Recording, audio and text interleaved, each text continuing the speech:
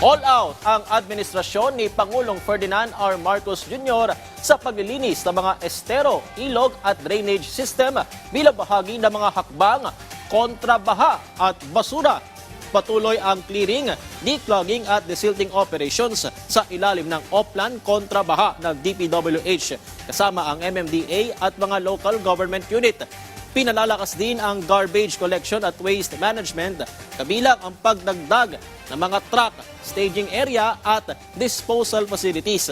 Kasama rin sa mga hakbang ang pagpapalawak ng trash traps, estero rangers, adopt an estero program at iba pang solid waste management projects.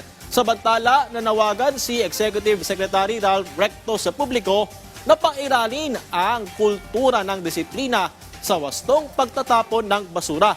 Ayon kay ES Recto, walang garbage crisis sa Metro Manila pero may krisis sa hindi wastong pagtatapon ng basura.